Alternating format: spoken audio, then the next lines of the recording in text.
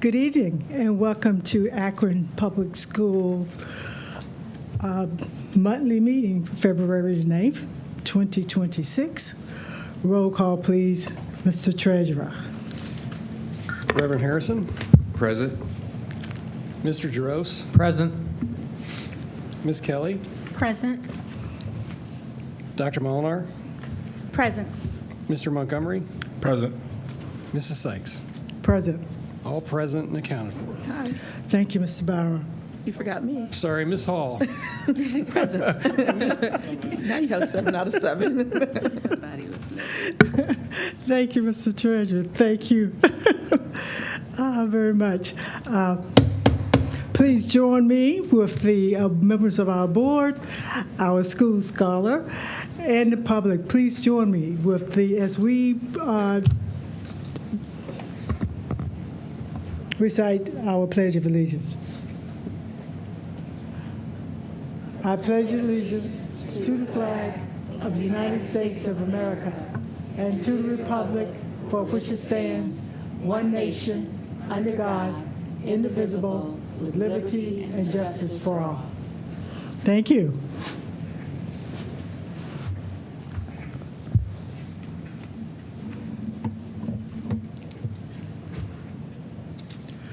Approval of the previous meeting's minutes. Is there a motion to approve our regular meeting minutes from January 29th? So moved. That was a motion by Member Hall. Is there a second? Second. Second by Member Jaros. Any discussions?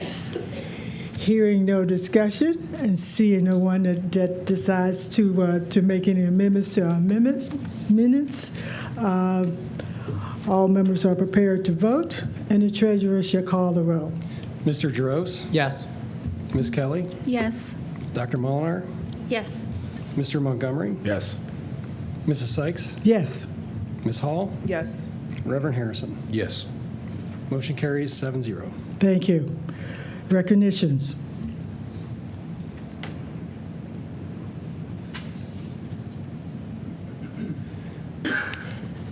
Thank you, President Sykes. January is National Board Member Appreciation Month. Due to the weather, students were not able to give their tokens of appreciation to our board members. We would like to take a moment to do that this evening.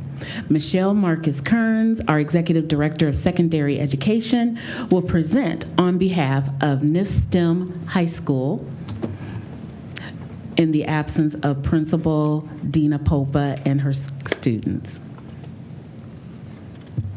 Board President Sykes, Vice President Molinar, Superintendent Outley, and board members, good evening.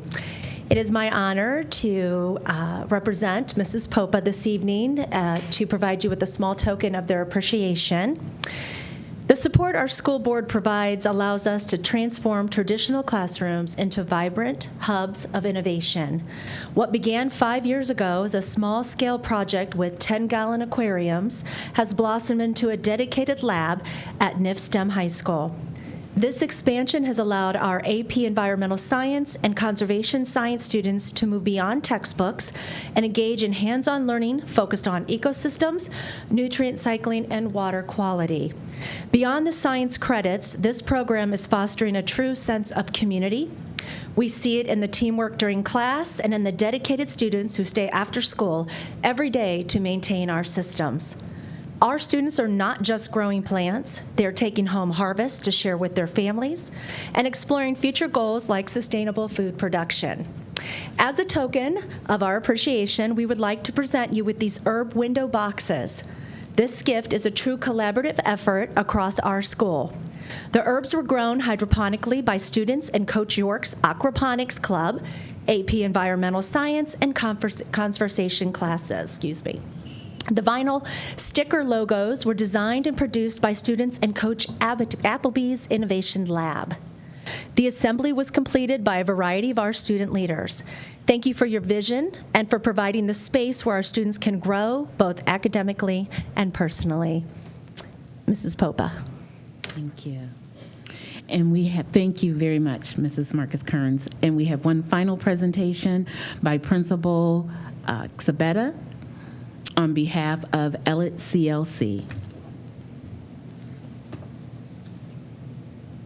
Good evening, board members, superintendent. Thank you so much for having us here this evening. We just wanted to take a moment from Ellet CLC to show our appreciation, small token of appreciation for all of your service and commitment to Akron Public Schools and our students. Mr. Mitchell is a teacher at Ellet, and he is in their college and career pathway for Project Lead the Way Engineering.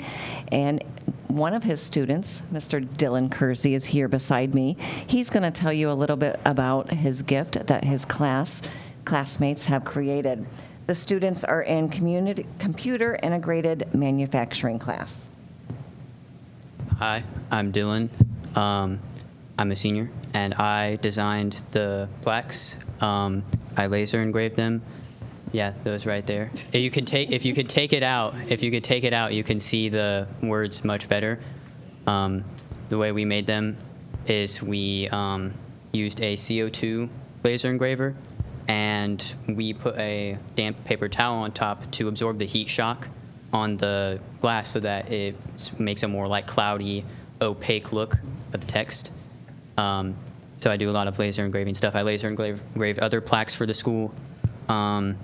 I use a CNC machine, and I make a lot of we're making a lot of aluminum blocks that they're like little mazes, and they have like words on them for our graduation.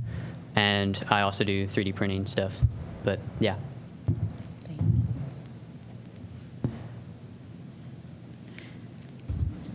Thank you. Thank you. It is beautiful. Thank you so very much. Any comments from any other members of the board? Member Harrison. Thank you, Madam President. Certainly want to thank the students at Ellet High School for thinking about the board. We certainly appreciate it. And the students at NIF High School, it really is special when we get something that is made from the students. I really appreciate that. I want to thank you for thinking about us and just your hard work. And hopefully one day we will be patronizing your business. Yes. So thank you so much. Absolutely. Member Hall. Yes, I totally agree with Member Harrison. I just want to say thank you to STEM, because I keep saying I need to grow cilantro. Now I have cilantro, so now I got to keep it going. So I am a gardener too, so I do enjoy plants.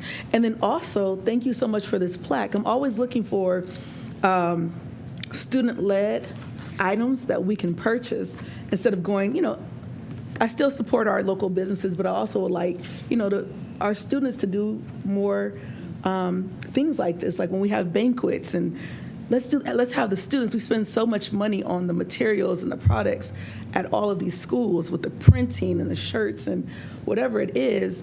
I would encourage us to purchase more from the school and give back to the kids, being as that you're a senior. If we purchase some items, this would help with their dues. So how can we help our children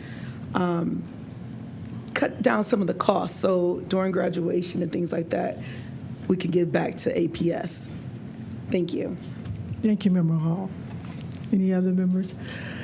Seeing no more members, no more comments from the members. Again, thank you so much. We so much appreciate recognizing us. We so much appreciate that. Moving on, so our Scholar Board members here today, Kenyatta Cooper III. And he is a junior at Bookdale CLC, and we would appreciate hearing any comments that you would like to share with us today. Good evening, Madam President, Madam Superintendent Outley, honorable board members, and distinguished guests. My name is Kenyatta Cooper III, and I'm a junior at Bookdale CLC in Matthew Simpson's Construction and Masonry pathway. This is my first year serving as a student board member, and I'm honored to be here not only as a student leader, but as a voice for students who are often unheard. This year, I was accepted into the Pathway to Purpose cohort with the Black Chamber of Commerce of Summit County. After graduation, I plan to pursue a high-paying career and or attend college, possibly majoring in architecture or entering the trades while minoring in music. I wrestle, play football and baseball, and I'm still trying to make room for a choir or band. Bookto is also the first public school I've ever attended. I arrived here in 8th grade, and the 1040 family has helped shape who I am today. Unfortunately, Bookto is often overlooked or labeled unfairly when compared to other schools. It can feel like we've been given less. But what people don't always see are the diamonds in the rough, the resilience, the creativity, and the teamwork and the determination of our students. I chose to serve on this board because where you come from should never limit where you're going. Bookto should not be defined only by athletics, discipline data, or stereotypes. Our students deserve to be inspired, invested in, and believed in. Our pathways, business marketing, cosmetology, medicine, and construction are powerful opportunities. As a creative and driven student, these programs allow me to build a future and prove that greatness exists inside our building. But students also need support beyond the classroom. We need stronger relationships, more clubs, more enrichment, and more spaces where students feel they belong. Many of our students carry heavy burdens, and for some, school is the safest place they have. Let me be clear, we are not behind the potential, we are behind an opportunity. Our zip code does not define our destiny. With greater investment, exposure, and support, Bookto can continue to produce leaders, professionals, and change makers who are confident and prepared for the world ahead. Thank you to the board and Superintendent Ali for listening today and for allowing me to serve. I look forward to working with you to ensure that Bookto is not just a school people talk about, but a school people truly believe in. Wonderful, thank you. Any comments from any of the members of the board? Member Hall. Thank you, Madam President. I just want to say job well done. I know we kind of spoke about you wanting to go into the construction industry. And so if you need help with anything, please let me know. I also want to acknowledge that his father is the reason why we have Hoop for Coop with the guys and gals. Hoop for Coop started off providing health screenings for Black men. And now it's for the students where we do health screens and free athletic screenings so that they can participate in sports. So you come from a legacy. I know that you will do well. You come from 1040 too, of course. But I just want you to keep up the good work and just keep doing your thing. Thank you. Thank you, Member Hall. So Member Cooper, you said that you came to Akron at what age? Were you born here? I was born here. I joined Bookto in 8th grade. Oh, you came to Bookto in 8th grade? Yes. Okay, and so your experience at Bookto has been delightful? Yeah, it has been. Good. Yes. It has been delightful. Well, here we have clusters, and each one of the members are responsible for the clusters. And so I am responsible for Bookto Cluster, and I am president of this board. So believe me, Bookto is not overlooked. It is not overlooked. Bookto is not, has not, and will not be overlooked. And if you were here, if you had been here, it was 2 weeks ago, where we passed legislation, and there will be some significant improvements and upgrades at Bookto at the tune of not to exceed $2.5 million per member Harrison, $2.5 million. And so we are very proud of Bookto and all of the fantastic work that comes out of Bookto. And just as important, all of the fantastic people that come out of Bookto. So your superintendent is also a graduate of Bookto, as well as the member next to you there on your right. So you have such a legacy at Bookto for education, athletic activities, the arts, the sciences. So Bookto is a school that we always look towards. You are providing leadership, and we are very proud and honored, and I am particularly honored to say that I am the cluster leader for Bookto. So thank you so much, and as I said to you earlier, I hope you can stay around for a bit, listen to some of our meeting, and I will be back. Just to get your observations of what you hear as we go through this process. Welcome. Are your parents here? No. Your parents are not here. Is anyone from Bookto representing Bookto? I know we all are here representing Bookdom. I see our communication. I know you're all here representing Bookdom, so show him that he has plenty of representation here from Bookdom. Yes. So as we go through this process, I think you will feel the love. Feel the love. Thank you. All righty. So is there anyone here to speak to the board? Is there anyone from the public that would like to speak to the board? Okay, seeing no one to speak to the board, then we will go to the superintendent's report. Thank you, President Sykes. I just have a few items I would like to cover with the board and our community this evening. One being APS has declared the 25-26 school year as our year of literacy. I'm excited to share the winners of the highest number of books read in January for the Superintendent's Book Club. With the most books at the elementary level is Barber CLC. At the middle school level, Miller South. And at our high school, representing strong, coming out first place is Firestone CLC. Where is Bookdom? You got to get reading, get your classmates reading. So congratulations to those schools for reading the most books for the month of January. Also, last Thursday, I had the honor of attending the Summit Educational Service Center's Education Celebration, where 3 of our fabulous APS staff members were celebrated, along with other Summit County educators. Yvonne Culver has retired, but she was one of the recipients receiving one of the ESC's Lifetime Achievement Awards. Tracy Robinson from Schumacher CLC was celebrated as one of their Teacher Educators of the Year. And Brooke Bennett from Mason CLC was celebrated as one of their Rookies of the Year. So we would like to congratulate our APS staff. I would also like to announce the launch of the Superintendent's Community Conversation, Listen, and Learn Tour.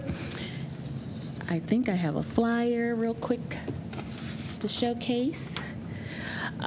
From February through April, I will be hosting evening community conversations in 6 of our clusters.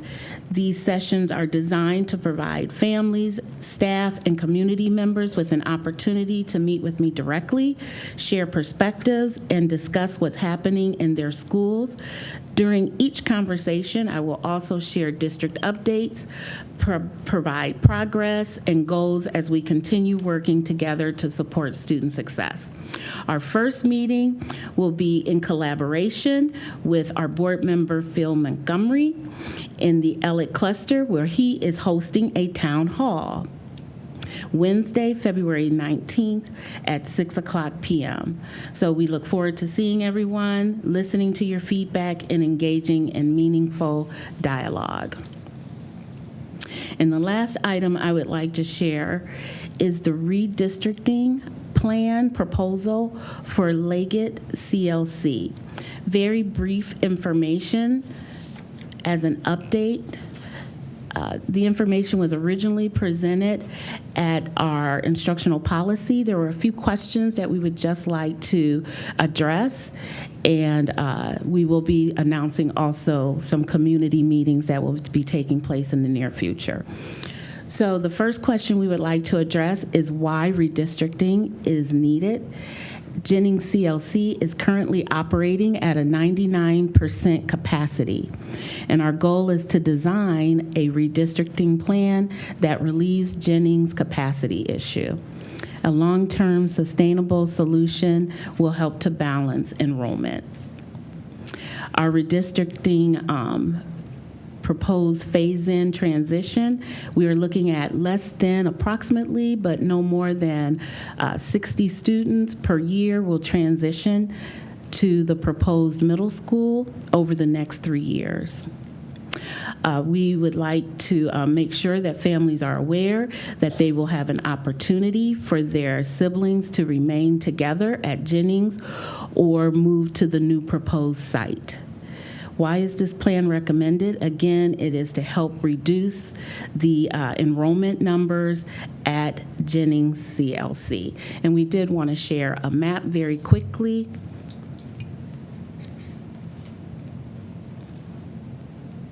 Very quickly. I'm looking past you. I'm looking into the, yes. No, into our technology friends.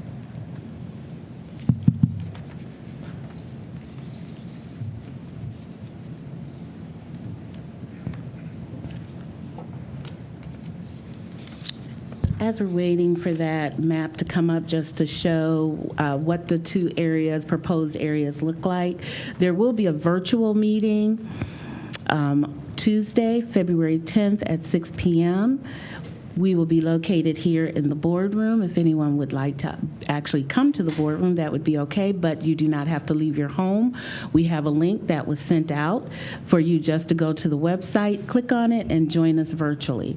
We will also have an in-person meeting Wednesday, February 11th at 6 o'clock p.m. at Leggett CLC, and also Thursday, February 12th at Ennis CLC.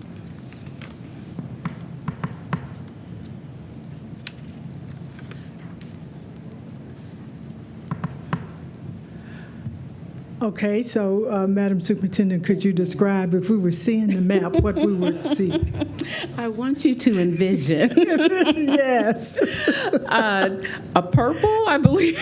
We have Our that color ability. coded, yes. I'm sorry. That's all right. Imagine, if you will. Yes, Mr. Johnston. Imagine, if you will. Yes. We have the. Hello, dear.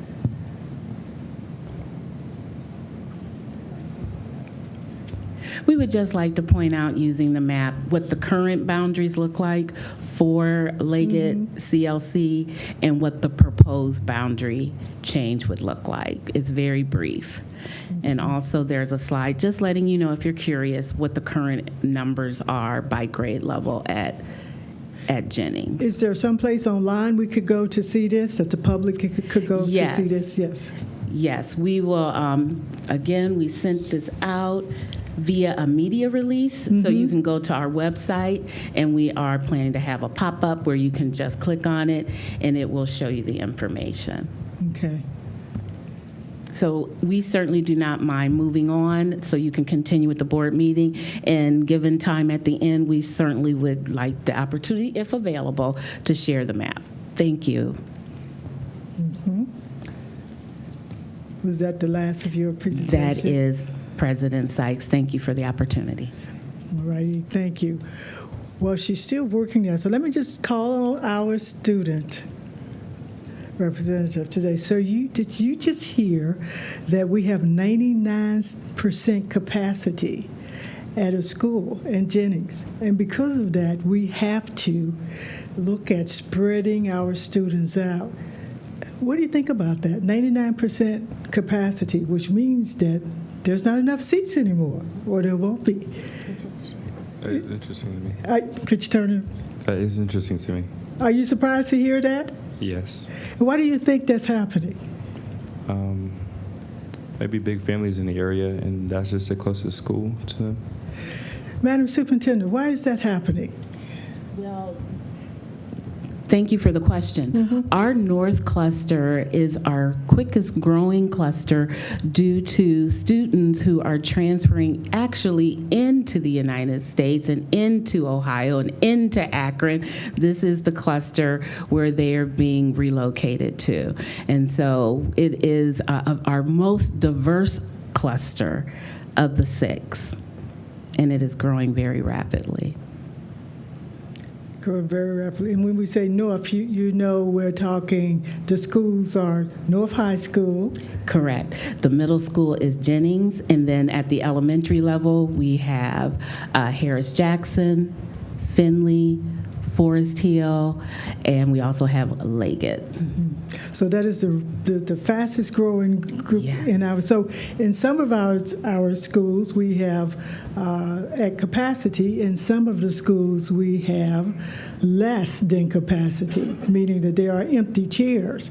So when we change this whole process, it's called redistricting, meaning that we're moving children from one school to the other to equalize that, because we want all children, all of our students, to be able to get the proper attention that they deserve and that they need. And so we want to make sure that they are able to get the attention that they deserve and need in order to become the scholars that we want them to. So it is necessary that we redistrict. And so there are meetings this week. That is correct. So tomorrow, Tuesday, is our virtual meeting. And then on Wednesday, we will have a meeting actually at Leggett. And on Thursday, we will travel to Ennis. The meetings will all begin at 6 o'clock p.m. 6 p.m. Okay.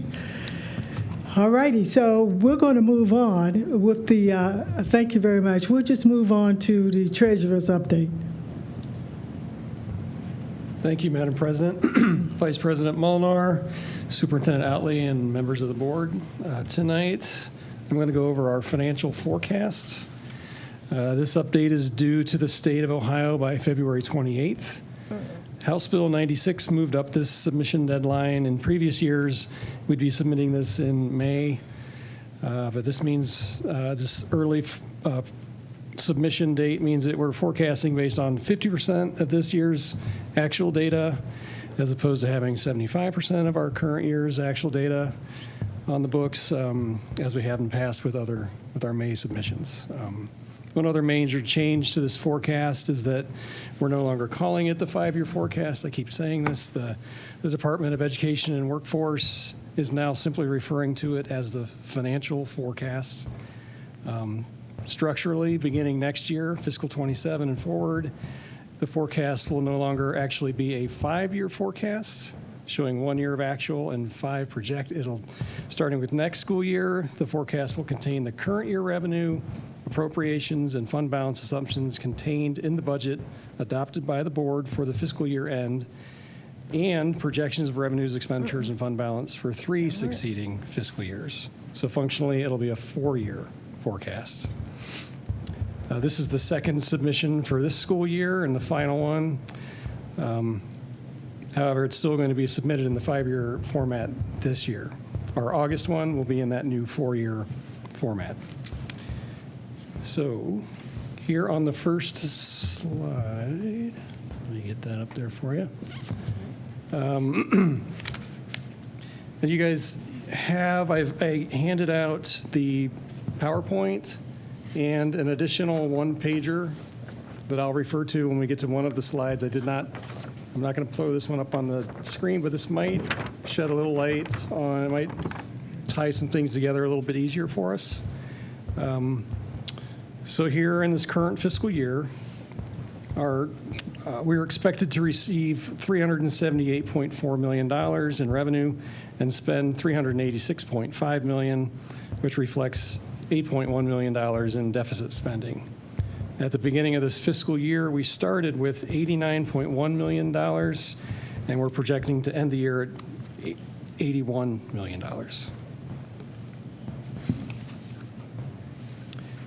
On the next slide, this is our current year projected revenue. Our forecasted general revenue consists of 2 primary funding sources, local taxes and then state aid. 204.8 or 54% is in state funding, and 156.7 is in local tax. And that last 16.7 million, or about 4%, is received from other revenue sources, such as earnings on investments, rentals, and donations. On the next slide, this is a breakdown of our expenditures. We're forecasting that about 80%, or $309.5 million, of our total $486 million or $386 million in expenditures will come from personnel costs. And I apologize, I'm just going to say this right now. I don't know why all of these numbers are, Phil, this is probably driving you crazy. I straightened this thing up. So now, I will get you, and I believe it's straightened up on your handouts, but I digress. Sorry about that. $48 million is spent through purchase services, which consists of services rendered by personnel not on the district payroll. And then the other $28 million is in all other expenditures. Here is here is where we're going to refer to the other document I handed out. This is a good summary of the whole forecast at once. Based on what we know right now, this page is a summary of what our forecast for our next 4.5 years looks like financially. Decisions we make now can and will affect these projections, and the sooner we make those decisions, the sooner these numbers change. There's 2 bar graphs on this page. On the left, we're comparing our revenue in blue to expenditures in orange. And on the right in blue is our actual 25 cash balance and projected 2026 through 2030 cash balances. The combination of these 2 graphs shows us that the amount by which our expenditures are exceeding revenues could, by the start of fiscal year 29, deplete all of our cash balance. Over the next 3 years, we forecast that expenses will exceed revenue by $35 million. And here's where you can look to the one-pager on line 7.07, 7.02, and you can see there that we are in 2029 at $37 million in the red. At the end of fiscal 28, we're 18.6 to the good, but it continues to drop as we keep going. And then at the end of 5 years, June 30, we forecast that if we stay on the same path we're on, our expenditures will outpace our revenues by about $75 million. And that outpacing line is 6.01 there. You can see $35 million over budget in 28, $55 million, 29, 75, and 30. So that our cash deficit as a result of that would be $112 million.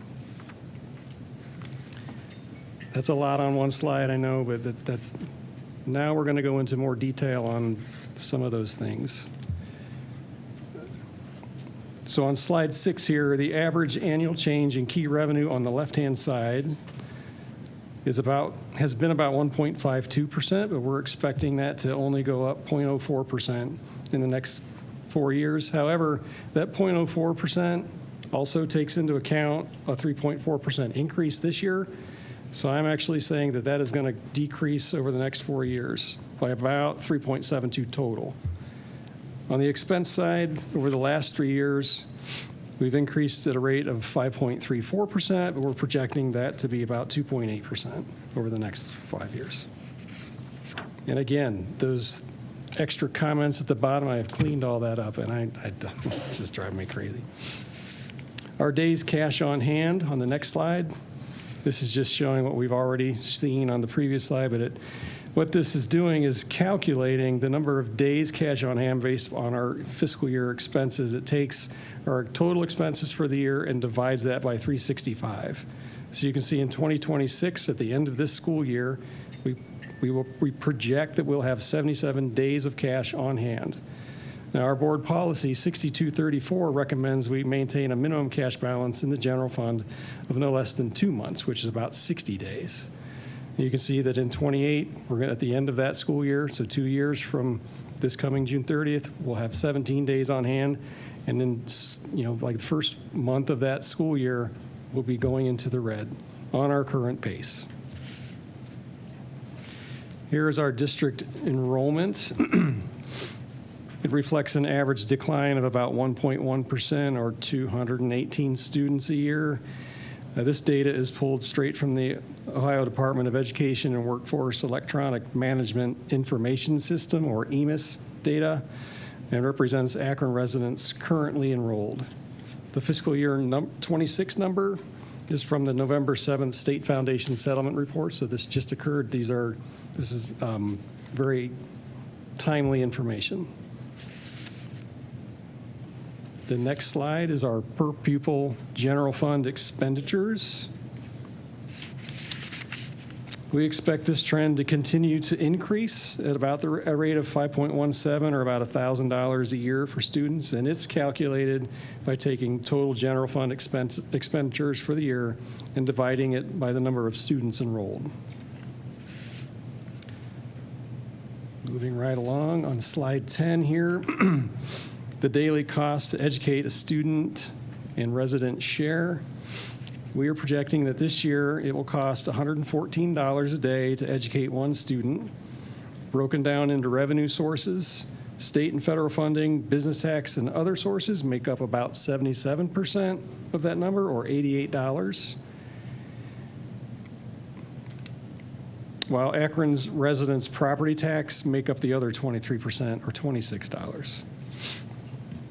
If we take the 2026 cost to educate a student of $20,563 divided by 180-day school year, that's how we get the $114.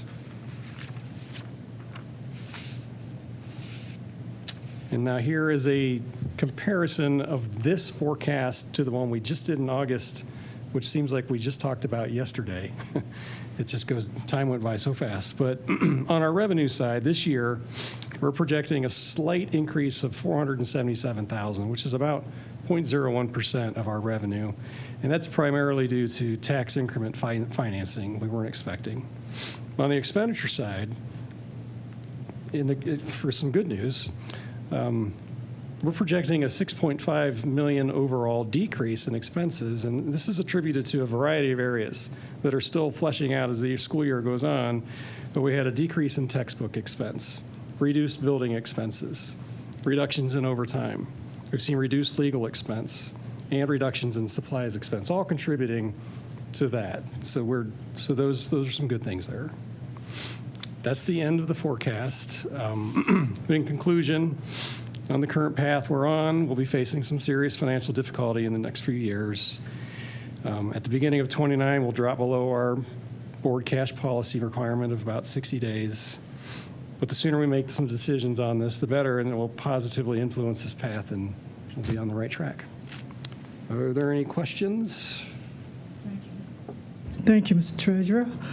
Are there any questions from any of the members? All right, then. Seeing and hearing no questions, what about our student member? Do you have any questions? Oh, ma'am. No? No. All righty, then. So we're going to move on. Since seeing and hearing no questions for the treasurer, then we will move to our consent agenda. So there has been a request to move item, no, I'm sorry, we're not moving to our consent agenda.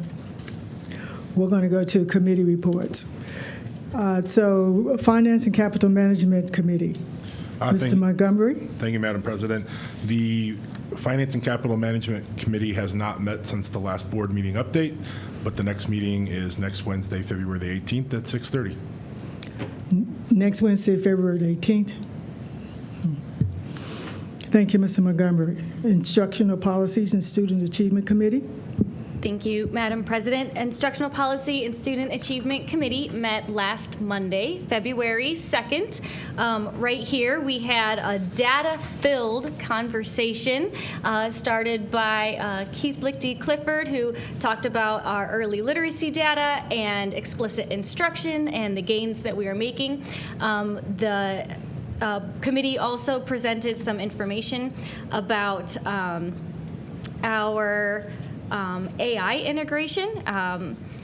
Karen Septic presented about professional development that was done with a lot of our staff using Gemini and Notebook LM. And I want to point out and brag again about our district, because we were one of the first districts to have an AI policy starting in 2023. Other districts are just making theirs now. And so it was a win for us as we continue to develop our students and our staff for the future. There was also a conversation about our attendance data and how we have an increase of attendance due to the initiatives of the Harvard Proving Ground and a lot of those partnerships and a lot of the work that administration has done. And there's also been a decrease in out-of-school suspension. And that leads into the conversation for our next instructional policy committee meeting, which will be on March 2nd.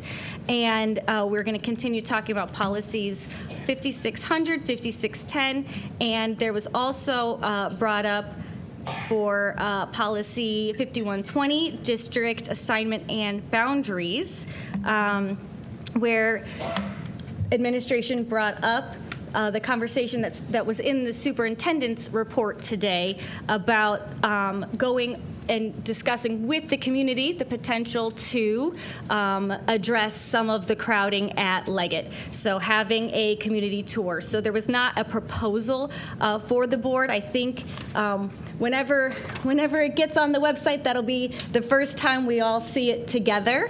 So the map may be later today of whatever that upcoming recommended plan might be brought to the board in March. We'll be able to see it then. Let me see what else here. The next instructional policy committee meeting is March 2nd. And I did note when I heard in the superintendent's report, and President Sykes, your comment kind of reminded me about the North Cluster and about why the community is growing and how the community is growing. And it sounded like that the only next virtual meeting is tomorrow, which is really short notice for a community that might not be getting out very often or wanting to go out and congregate in large groups very often, because it is a delicate time to be out and about for some people in some communities. And so I look forward to this being presented online and available to our families online. And I would encourage that when the proposal is brought to the board, a reminder, nothing has been decided yet, but to please watch the instructional policy committee meeting. That might be the first chance a lot of families have to receive this. And so not to slow down the progress, but in the spirit of transparency and true community engagement, possibly even opening up another virtual meeting after that, so families have a chance to react virtually. Thank you. That concludes my report. Thank you, Member Molinar. Good suggestions. Is there a report from Legal and Contract Committee? Thank you, Madam President. The Legal and Contract Committee will be meeting on February 18th from 4:30 to 5:30. We have not met since the last board meeting. Thank you. Policy Committee? Thank you, Madam Chair. Madam Chair, the Policy Committee met on February 2nd in this boardroom. We went over the backlog of policies and how we would move those forward together. The Policy Committee voted 6 transportation policies out of committee that we will be sending to the Rules Committee for the next agenda to be approved by the board at the next agenda.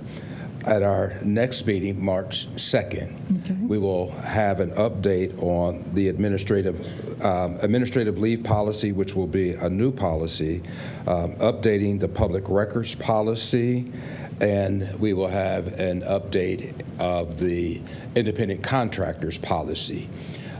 In our committee, we also discussed the diversity, equity, and inclusion policy. And that is on the table for discussion. I encourage our citizens to come in and lend their voices to this policy. The discussion will center around the red threading of diversity, equity, and inclusion in all policies. We need to have that lens when we're looking at not just having a dedicated person or dedicated policy, but we need to look at red threading diversity, equity, and inclusion in everything we do as a district. So those will be the topics for our next meeting on March 2nd in the Dr. Reverend Curtis C. Walker boardroom here at 5:30. And that concludes my report. Thank you, Member Harrison. Rules Committee. Yes, Member Kelly. Madam President, I didn't have anything to say. All right, Member Kelly. The Rules Committee did meet. All right. So the report is a part of the agenda. So we can take a look at the agenda, and I will just say,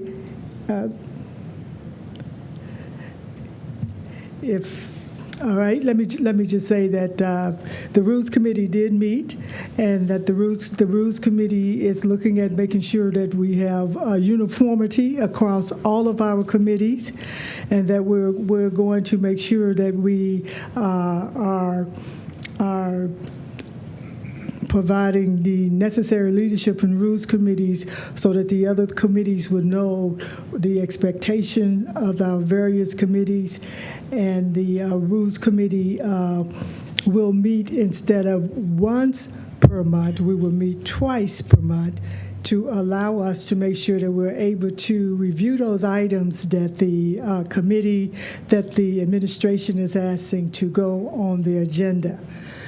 And so our next committee meeting was scheduled to meet on a holiday, which is President's Day. So instead of meeting on President's Day, we will meet on that Tuesday,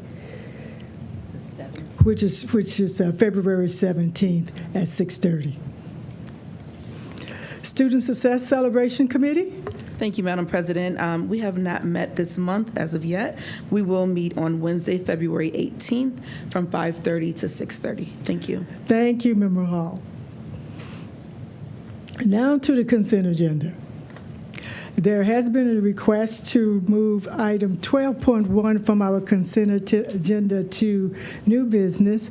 That's 12.1 is limited supplemental contract, and so we will discuss that under new business. All right? So, is there a request to remove any additional items from the consent agenda?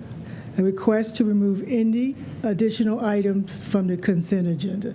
Seeing and hearing no request to remove any additional items from the consent agenda, the question is there a motion to approve the consent agenda? So moved. So moved by Member Hall. Is there a second? Second. Second by Member Montgomery. So the question is, shall the consent agenda pass? All members are prepared to vote. Mr. Treasurer, would you please call the roll? Ms. Kelly?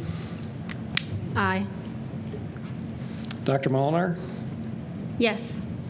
Mr. Montgomery? Yes. Mrs. Sykes? Yes. Ms. Hall? Yes. Reverend Harrison? Yes. Mr. Jaros? Yes. Motion carries 7-0. Thank you, Mr. Treasurer. We'll move to the personnel recommendation.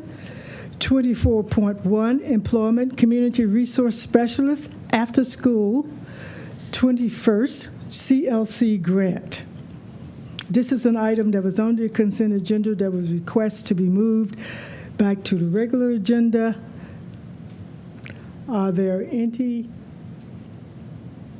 Is there a motion to approve 24.1, Employment Community Resources Specialist, Akron After School 21st CLC Grant? So moved.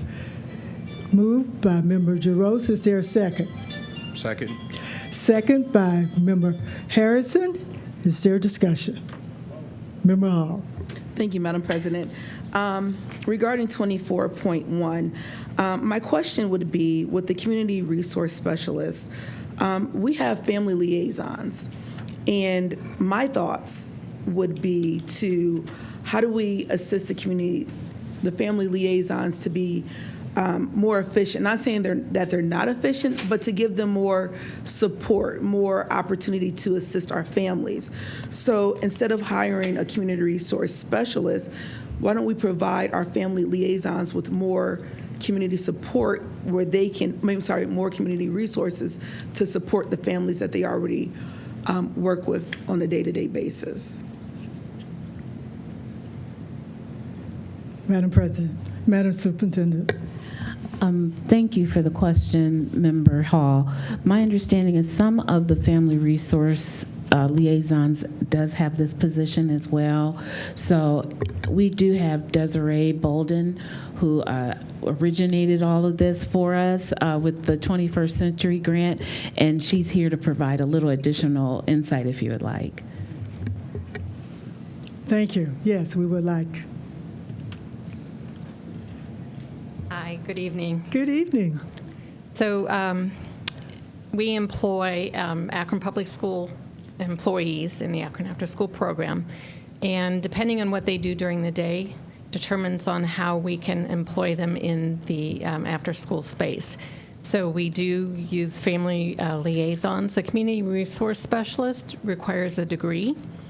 So we also have non-degreed positions, which are like a recreation specialist, all different categories. So there's plenty of opportunity to find this space in Akron After School. Does that help? As a follow-up, thank you, Madam President. So the community resource specialists are particularly just for the after-school program? No, community resource specialist is a job that is in our HR department that can be used. I know an example in our vocal arts programs, they use community resource specialist for those who have degrees in teaching vocal, and it's usually in a space that we don't have a teacher for, but it's a degreed person that is supporting whatever project. Okay. Does that make sense? Now I guess I'm confused on the two, the two different the roles.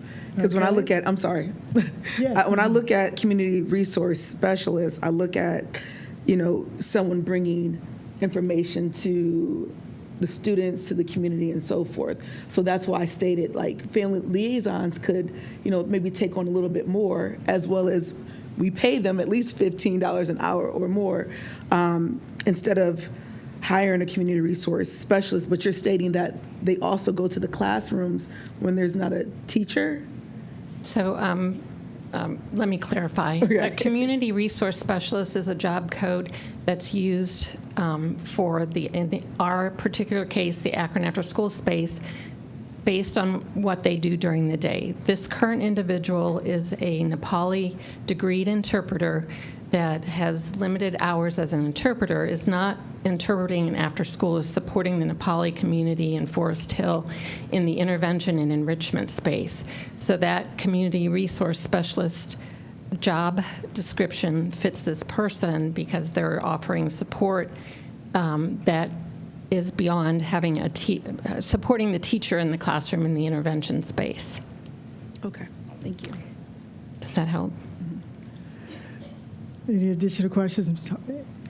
Any other questions from board members? Okay. Just one more. Member Hall. Thank you, Madam President. So I would ask, because I guess this could have been very easily simplified had we known Forest Hill, Nepali, representative that works in the classrooms.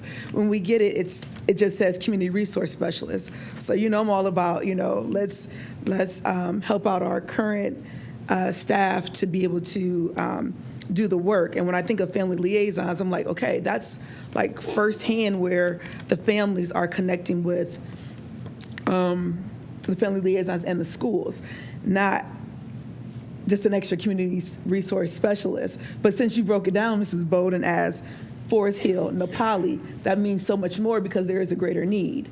So thank you for explaining that. So I guess going forward, if we could sometimes have some of that stuff in the agenda to make it a little easier to understand, I wouldn't have so many questions all the time. Thank you.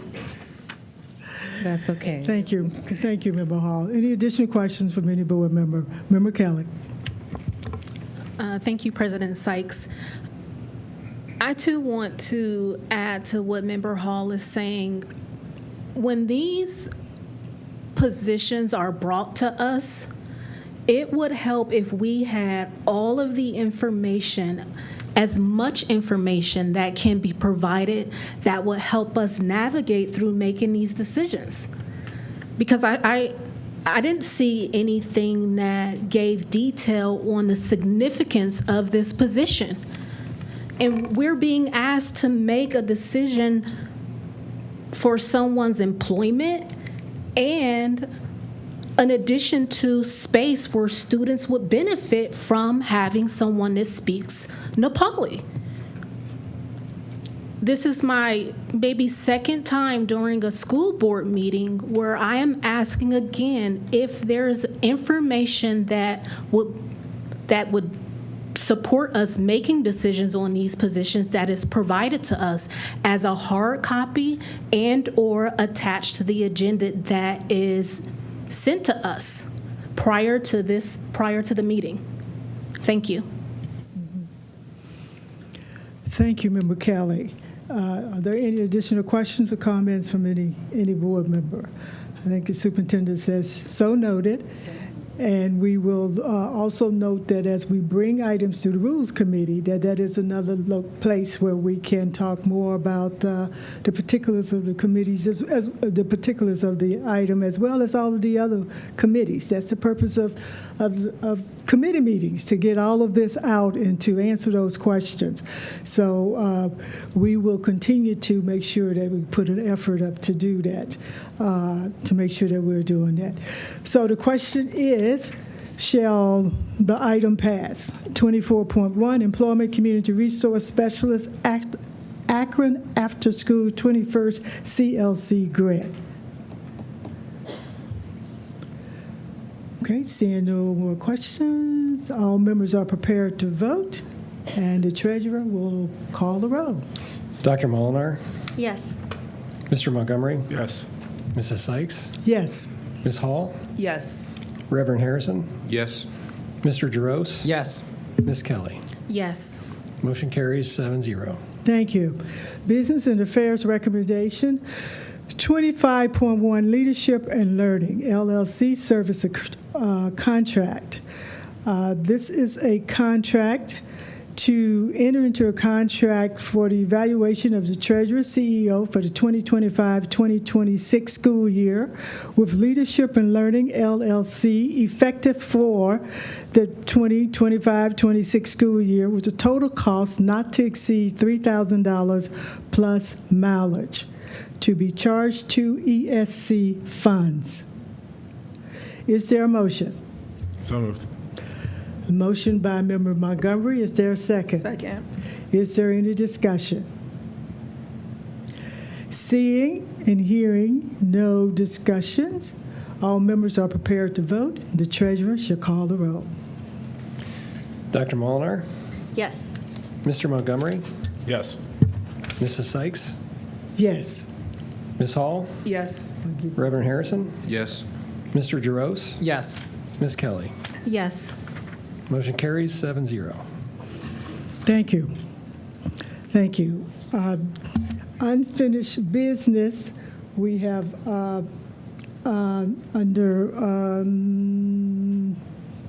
no unfinished business. Under new business, we have 12.1. 12.1 would be the item that was referred from the consent agenda. Limited supplemental contract. Limited supplemental contract. Is there a motion? So moved. Is there a second? Second. Is there any discussion?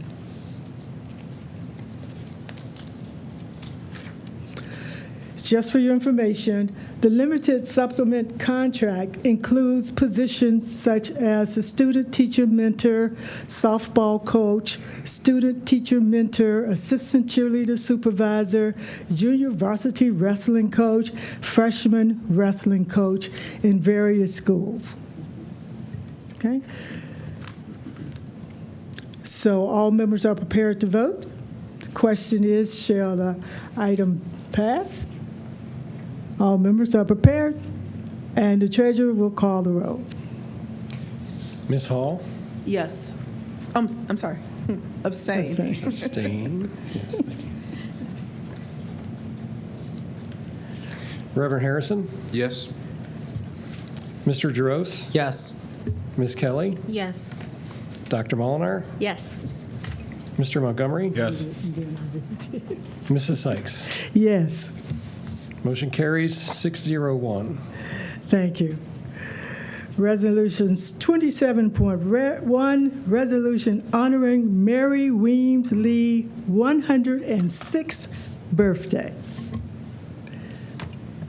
Mary Weems Lee was born on February 18, 1920, and has been a cherished resident of Summit County for nearly 104 years, having moved to Akron, Ohio at the age of 2.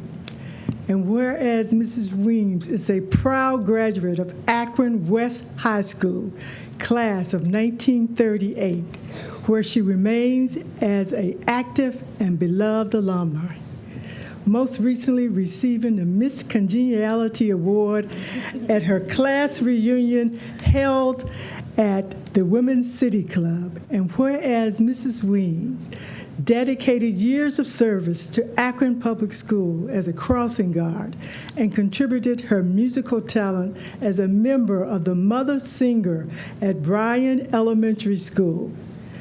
Whereas Mary Weems Lee stands as the elegant and respected matriarch of 6 living generations, including 14 grandchildren, 32 great-grandchildren, 18 great-great-grandchildren, and 1 great-great-great-grandchild, an extraordinary and rare legacy worth of recognition and celebration. Now, therefore, be it resolved that the Akron Board of Education proudly recognize and honor Mary Weems Lee on the joyful celebration of her 106th birthday, extending its gratitude for her contributions to the Akron community and Akron Public Schools, and we offer our warmest congratulations and best wishes for your continued health and happiness. Be it further resolved that this resolution be presented to Mrs. Mary Weems Lee and entered into the official records of the Akron Board of Education on this 9th day of February 2026. Barbara Sykes, President, and Mary B. Otley, Superintendent. Mrs. Otley, representative.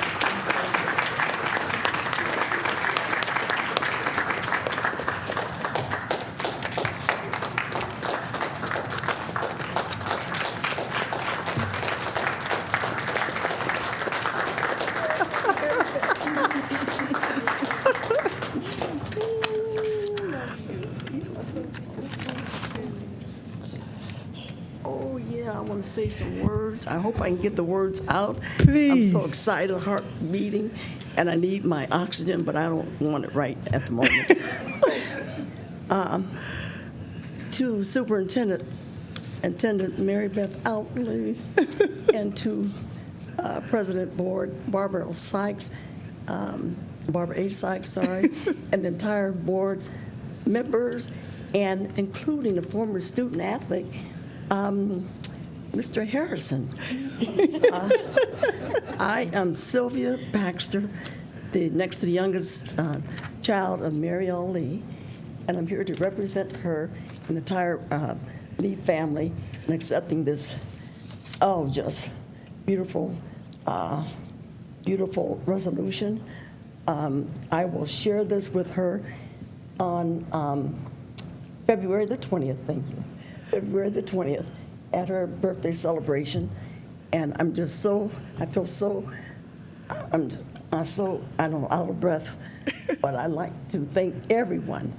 And I am also a product of the Akron Public Schools and coach for 35 years with Akron.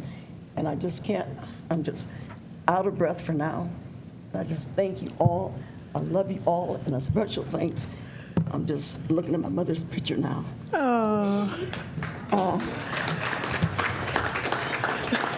A special thanks to my wonderful cousin Carla Chapman and my wonderful great nephew Eric Fletcher. Thank you all, love you all, and I'll just cherish this and have it read, given to her at her birthday party. Thank you so much. Mrs. Baxter, before you go, let us just say thank you. Thank you as the daughter, 106 years old. I can't even imagine what it's like. Today is my mother's birthday. Oh, well, happy birthday to your mom. Also.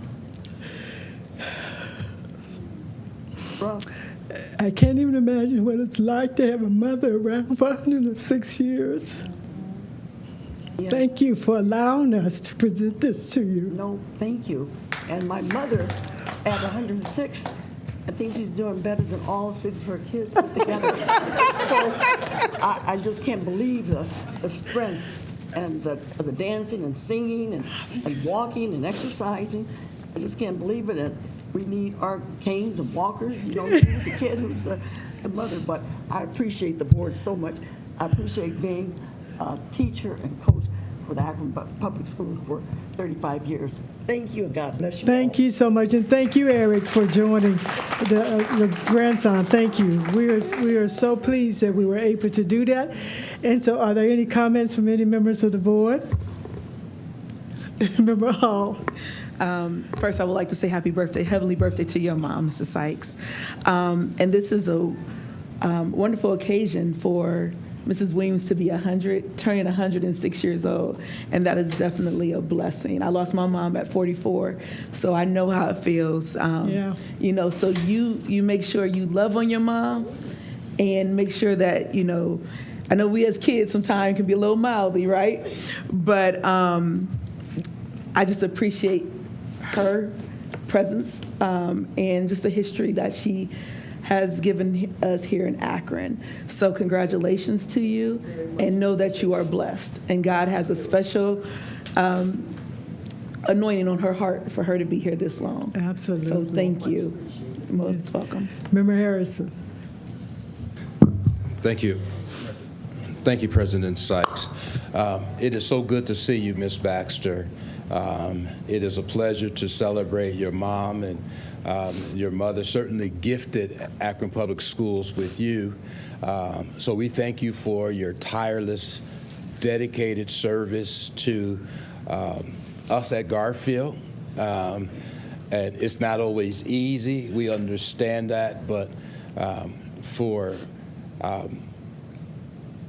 young people to come in and to have a coach that cares, not just a coach, but a coach that cares, and that we can look at you in the schools and we can see the possibilities of what we can be, and the grace that you had in not only coaching, but chastising and directing us in the right way. And I think we lose sometimes the fact that you were out there in the rain, in the snow. Some of us went away to track meets and maybe didn't have anything to eat, didn't have rides. So when we say coach, we don't really maybe grasp all the time what our coaches mean to us. But to see a black woman at 15, for me to see a black woman who looked like my mother, who looked like my aunt, who talked like my mother, was just something special for me. And I always wanted to do better because I knew you required that. So thank you so much. Thank you, Harrison. All right, so get my composure back here. And that is Mrs. Weems in the purple, correct? That's sitting there? Yes. That's her sitting in the chair. Beautiful. She's just beautiful. Any other comments from the committee, from the board members? Yes? For new business? No, we got to. We've just gotten all off. You've just gotten me all off. Okay, so we the resolution. Did I get a motion to pass the resolution? Did I get a second? No. Not yet. But I have a second. Second by Member Hall. All those in favor The treasurer will take the roll. Who was the second? I missed that. Oh, okay. Jaros? Jaros made the motion, and Hall second. Got it. Okay. All right. Mrs. Sykes? Yes. Ms. Hall? Yes. Reverend Harrison? Yes. Mr. Jaros? Yes. Ms. Kelly? Yes. Dr. Molinar? Yes. Mr. Montgomery? Yes. Motion carries 7-0. All right, and just one final note, I think, Madam Superintendent, we can say, if you want to live to be at least 100, you must come to Akron Public Schools. It's just that simple. Member Harrison. Thank you, Madam Chair. Madam Chair, I want to be sure that we recognize this month as Black History Month. And being in the Akron Public Schools, I would like to just share a little something about that is very important in Black history. Okay. I would like to share Brown versus the Board of Education and its relevance today. Okay. Brown versus Board of Education, 1954, is one of the most important Supreme Court decisions affecting public education. In a unanimous ruling, the court held that racial segregation in public schools violates the Equal Protection Clause of the 14th Amendment. The court rejected long-standing doctrine of separate but equal, concluding that separate educational facilities are inherently unequal. What the court decided, the court recognized that segregation harms students not only through unequal buildings and resources, but by sending a damaging message of inferiority. Even if facilities appeared similar on paper, segregation itself denied Black children equal educational opportunities and undermined their academic and personal development. In short, Brown established that equal treatment under the law requires more formal than equality. It requires meaningful equality in opportunities and outcome. Why Brown still matters. Although explicit race-based segregation is illegal today, many of the inequities of that Brown sought to eliminate still exist in different forms. Modern public school systems often face de facto segregation driven by housing patterns and district boundaries, unequal school funding tied to local property taxes, disparity in access to advanced coursework, gifted programs, and career pathways, disproportionate discipline practices affecting students of color and students with disabilities, achievement gaps linked to poverty, race, language access, and special education identification. These conditions raise the same constitutional concerns at the heart of Brown versus Board of Education, whether students are truly receiving equal educational opportunities, not just equal outcomes. Implication for today's school boards. For school boards and district leaders, Brown is not just a historical case. It is an ongoing obligation. It reminds public education leaders that neutral policies can still produce unequal outcomes. Boards have a responsibility to examine data, systems, and practices for unintended disparities. Equity-focused decision-making is consistent with constitutional principles, not contrary to them. Thank you, Madam Chair. Thank you, Member Harrison. Are there any other additional comments that board members would like to make at this time? Let me just say that to our school scholar that's here today, school member, student representative Cooper, I hope that you have enjoyed this process, and I wondered if you have any final comments that you would like to make. Happy birthday to her mother and to yours too. I can share Thank you. these. Actually, my mother has passed, but thank you so much. And I can share the experience of losing a mother too. I'm raised by my grandmother too, so yeah. Thank you for having me. Thank you. I think what it shows is that we have so much more in common than we could ever imagine. And I guess when we have an opportunity to represent and to recognize someone who has lived 106 years on this earth and raised such marvelous children and grandchildren, that this is indeed a day to celebrate. So even though my mom is not here, I know she's like, let's celebrate this, because this is a great time. So thank you so much. And then I think that with the she didn't give up, and so we're going to be able to see that map. All right. All right. You see, this is Akron Public School at work. We're not giving up. Thank you, President Sykes. I do want to point out each board member should have a copy of the proposal at your seat, and we're going to ask if Leary, Mr. Johnson, very briefly, there's just 4 slides, if they could walk us through those. Yes. Okay. Good evening. We our redistricting plan covers Jennings is at 99% capacity, as was stated earlier.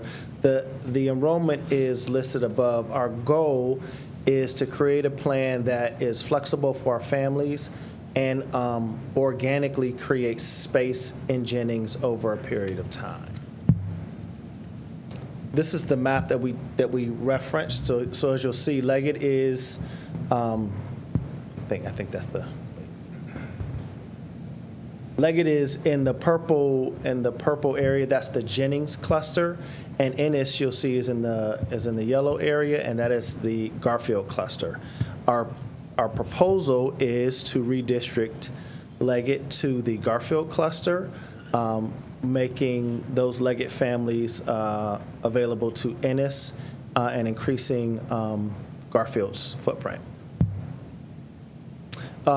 As was discussed earlier, we have a virtual meeting tomorrow. We will have in-person meetings at Ennis on Wednesday, and we'll have an in-person meeting at Leggett on Thursday.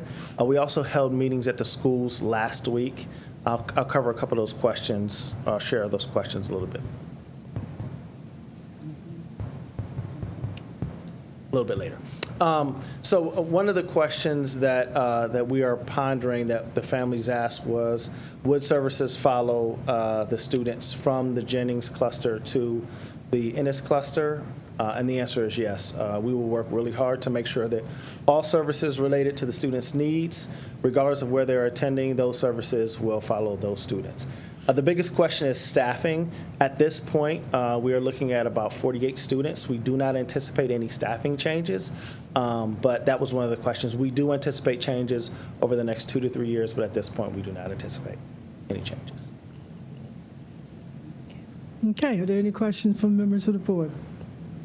Pastor Harrison. Thank you. If they're moving to the Garfield cluster, will they return to the North cluster for high school? No, sir. They will go to Garfield. They will leave. They will go to the Ennis Middle School, and then they will go to Garfield if they so choose, or if they'd like to go to another school, given the College Career Academies model, they can do so. Member Montgomery. With the move to Ennis, what does that take their percentage of capacity to?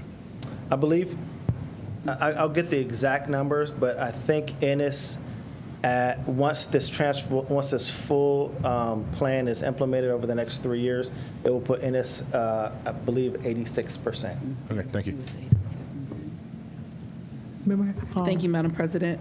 With the 48 students moving, I'm going to ask just 2 questions, and then you can answer them. As far as transportation, will there be transportation for all those students that will be moving to this other location, other district? And also, will we have transportations for the families to attend open house, since they'll no longer be within walking distance of where they live? We are looking at building in some open house opportunities for families, both going there and them coming to us. Regarding transportation, students will be transported from their Leggett community to their Ennis community. Okay. Just one more question. Yes. Do we still have Lyft? Do we still have that partnership with Lyft? Because I'm thinking, like, if a student gets sick and that parent lives in the north side of Akron, they need to get to their child, and they do not have transportation. Do we still have the partnership with Lyft so that they can get to their child? Or how will we Madam move that. Superintendent, you wanted to answer Thank that you. one? So through our school safety department, we pick up our own students and take them home if necessary. So we do have the partnership still with Lyft, but there are some parameters around it that wouldn't allow us to use it quite like that. So if a student does take ill, we get in touch with Alan Jones, and he'll make arrangements for the student to be picked up and delivered home. Any additional questions? Member Molinar. Thank you, Madam President. Responding to a question just now, you mentioned a 3-year plan. Are the details of the scaffolding across those 3 years, is that what is being presented at the community meetings? What happens in year 1 versus year 2 versus year 3? Yes, so the 3-year plan is once we've redistricted the 5th graders, rising 6th graders in the Liggett community to the Ennis cluster, all 5th grade rising 6th graders will be redistricted, will follow the Ennis cluster. So over the next 3 years, the 6th and 7th grade, rising 7th and 8th graders at Jennings will follow their current trajectory, but over the next 3 years, we won't have those students in Jennings any longer. One follow-up. Member Molinar. Thank you, Madam President. And my second question is, that information, the information you presented here, the slides you have on the screen, is that going to be, or how will that be available to the board members and the community? Superintendent Otley. So Joanne Isaac right now is putting items on the website for us, and we will definitely have these items available for families tomorrow. Member Molinar. So as board members, will you let us know when we can access these on the website, if that's how you would like us to access these slides? Sure. For the board members, we'll also just give you direct access. We'll just send it to you before we even leave out of the boardroom. Okay. Additional questions?